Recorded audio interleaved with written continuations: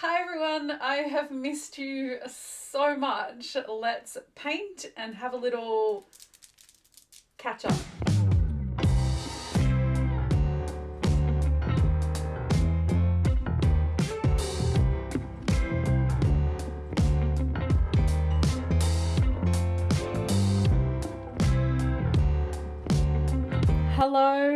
Hello. I don't even know where to start. I initially thought that I was going to be taking a couple of weeks off uploads, and then all of a sudden it's 2 months later. So, apologies for my absence here on YouTube, but I've actually been really busy, and I wanted to just have a chat to you all and fill you in on what I've been up to as I paint one of my horror heroines' portraits. Now, you may have noticed that I'm using the Zorn palette to paint my portrait. I use this all the time since I first discovered it. It's been my go-to color palette for portraits specifically. And I've made a couple of videos about the Zorn palette, so I'll link those for you in the description box down below so you can have a little bit more of an in-depth look at what the Zorn palette is. But essentially it's 4 colors. It is titanium white, yellow ochre, vermilion, and ivory black. I also add in a Payne's grey to my palette as well. But with this palette, this limited palette, I can do pretty much everything as far as portraits go anyway. So if you ever struggle with mixing skin tones specifically, this is an amazing palette to try, and honestly it's made skin tones a breeze for me. It's made them really easy. I know that I can mix pretty much any skin tone just with these 4 colors, so I highly recommend you give the Zorn palette a try if you want to level up your portraits or you're just interested in seeing how it works for you. So today I am painting Kirsty from the movie Hellraiser. And I'm painting this as part of my annual Horror Heroines series of paintings. This I turn into a zine each October for spooky season, and it's a curation of movies and portraits of final girls, the women who experienced the absolute worst, went through everything and survived.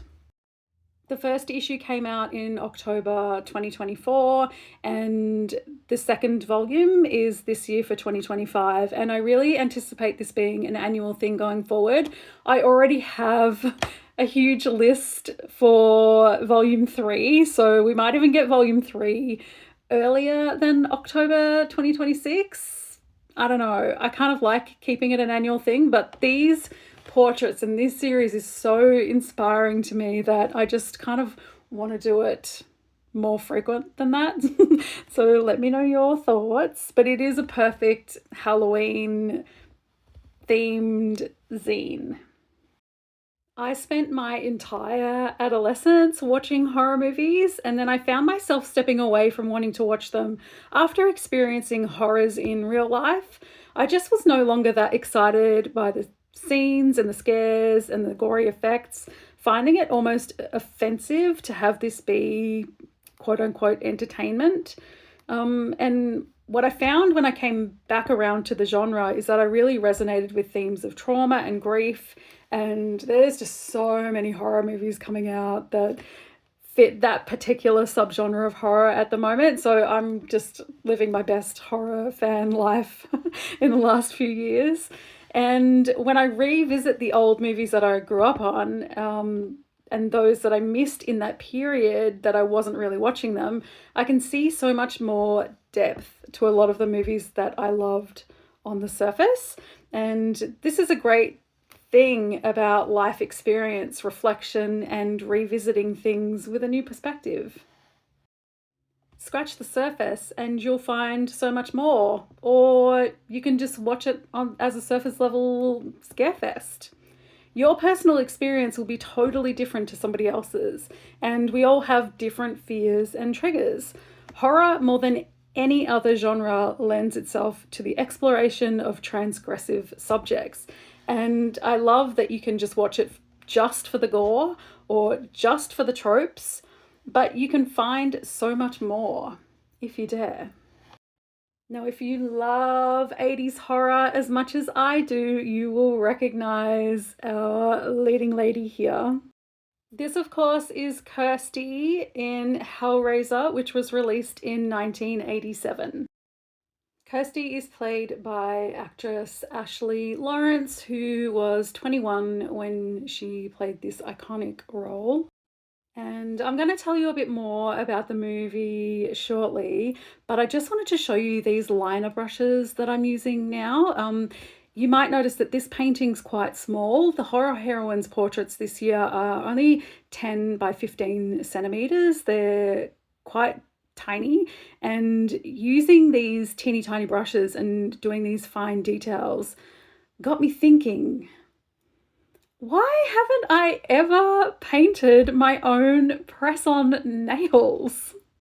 So I discovered press-ons in 2020 when the salons were shut and I couldn't get my nails done anymore, and I've been wearing them ever since. And it literally only occurred to me as I was working on these portraits that I could work and I enjoy painting on a small surface, and a nail tip is the smallest surface that I can think of. So I've been quietly teaching myself how to make press-ons. I've been slowly getting supplies week by week, and this is a set that I'm making that is inspired by Scorpio season. So I'm experimenting with charms. The snake there on the pointer finger is the charm. Everything else is hand painted. I've got the scorpion there and the constellation, and just things that were giving me Scorpio vibes. Little Halloween set that I've got on at the moment.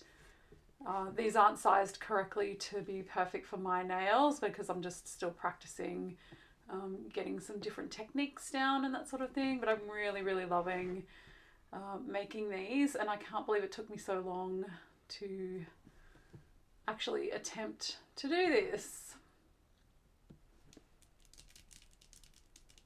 And a little shot in the sunshine because it was such a beautiful day, and I've got little rhinestones and charms on this set. And I'm absolutely loving this. So while I've been off YouTube, I've been teaching myself how to make press-on nails. I've been painting these portraits. There's 12 in total, so that's been keeping me very, very busy. I've also just been working at my day job, and I'm finally getting somewhere with my multiple sclerosis treatment. I was on a wait list for ages, but I've finally seen a specialist. So I've had my first meeting with them and it's all feeling super positive. So just waiting on some tests to come back to see exactly what treatment they're going to pop me on. But considering I had 2 years with just getting absolutely nowhere with my health, I feel like, I'm definitely in the right hands and I'm on the right path to accessing treatment finally. So that's a huge, huge, huge relief. And also in art news, I just had 2 paintings showing in an exhibition in the city in Melbourne, and the feedback that I got from that was really, really, really incredible, and I'm so grateful that I could be part of that exhibition. It was called Hysterical Legacies, and I'll show you a flip through of the catalogue a bit later on. But I'll just read the summary from the catalogue for you. It was a collaborative visual arts project and exhibition. Hysterical Legacies is a response to the ongoing impact of historically sexist narratives, past stereotypes, and notions of hysterical women on women and non-binary people's present-day experiences in health, featuring artworks by chronically ill, disabled, and neurodivergent women, femme, and non-binary people. The exhibition covers the collective hidden stories of so many in our community. We're currently amidst a changing landscape surrounding women's health, with progress acknowledging women's pain, yet ongoing global threats to bodily freedom. The exhibition draws connections between social attitudes, medical practices, and perceptions of women's illness, underpinned by prioritising lived experience perspectives.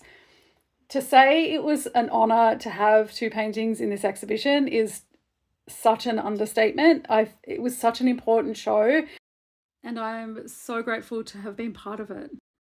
Now I've been yapping away because I've had a lot to fill you in on. And I guess I haven't talked so much about the painting and how I do the painting, but hopefully you can just see it without me having to explain it all.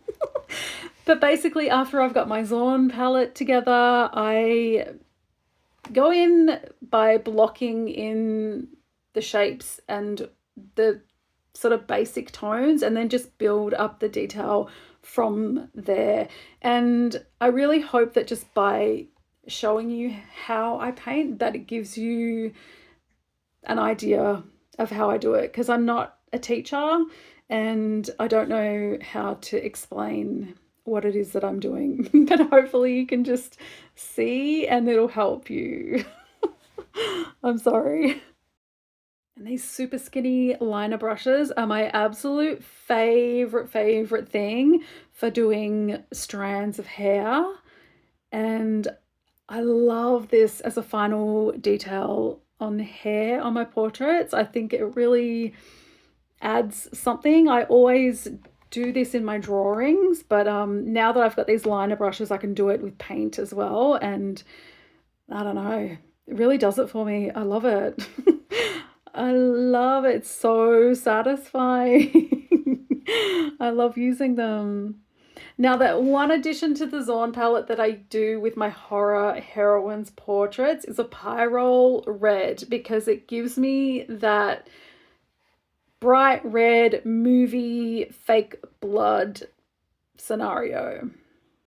And some of my heroines, you know, they've been through it. So the way that I get reference is I watch the film multiple times, and I actually take photos of the screen as I'm watching it, and I'll use those photos as my reference images. I don't like to just Google image something and use a stock photo or something from Pinterest that everybody else has used for reference. Yeah, so this way I get something unique. I get reference from a scene that might personally resonate with me, so I can connect to the painting more. And this way my paintings don't look like everybody else's. The whole idea for this painting series at the start was because I was working as a live music photographer, you know, pre-2020, and it was always my goal to capture emotion in my photographs, to try and capture the emotion that I felt at a live performance in a still photograph, which is really challenging. And I wanted to see if I could translate that into my painting. So I wanted to paint emotion, and I thought, what better way to start with the big raw emotions on screen in horror movies. And now it's sort of morphed into this way of paying tribute to these women who just went through it and came out the other end and survived against all odds. And I love to see it. So here is my finished painting of Kirsty, and I never even went into great detail about the movie. I've just been yapping way too much, but Hellraiser is iconic for a reason, and you should definitely watch it. It is very gory. It was very controversial at its time due to its sadomasochism, and it's legendary in the genre for a reason. Now, I wanted to also just speed through this other painting of Jennifer from Jennifer's Body, played by Megan Fox. So gorgeous, because I made prints of this painting for my Ko-fi members on the Art Lover tier. They get an exclusive print every month in addition to their zine, and they also get, everyone on the zine, on the physical rewards tiers, gets a bonus mini zine. So I made a mini zine about Jennifer's Body and why it's such an important movie, and did the painting to match. So this is my way of paying tribute to one of the women who didn't make it. Last year I featured Carrie, and I did a painting of Carrie and did a mini zine about Carrie. I love that movie. And this year I'm doing Jennifer's Body. So there's some really iconic women in horror that didn't make it, and I get to highlight them and talk about them in the mini zine and the art print. And I love the way this painting turned out. And I did use the Zorn palette, but I also used blue, as you can see. So it looks kind of different to the rest of the portraits. So here is the finished collection of paintings. We have Kirsty. We have Carla from I Still Know What You Did Last Summer, played by the gorgeous Brandy. We've got Vicky from Australian movie Hounds of Love. So disturbing. Love that film. We've got Erin from You're Next, my most requested final girl. The gorgeous little Carol Ann from Poltergeist. What an absolute legend. Next up is Gretchen from Cuckoo, played by the goddess Hunter Schafer.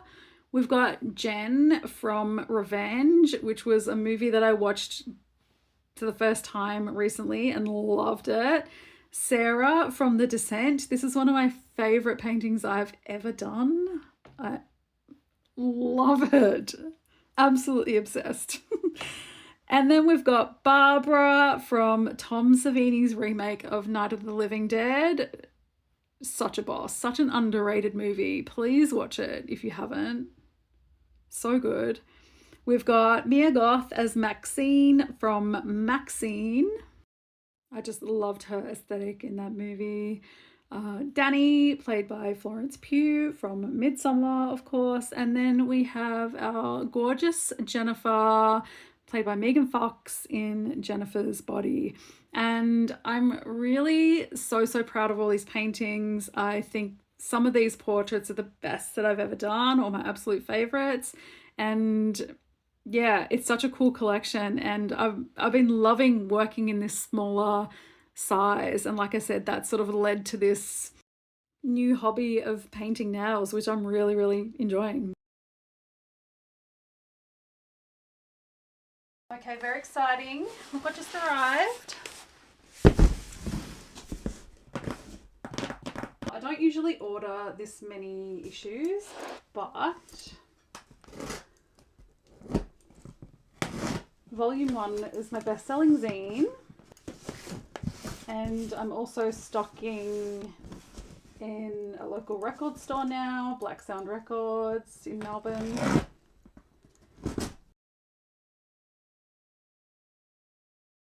And I'm also tabling at a zine fair on the 1st of November, so I thought it would be good to have a new issue with me. More copies of a new issue. Ooh. Shiny. I don't remember getting the shiny cover. All right, let's have a look through. Echo's got to check it out.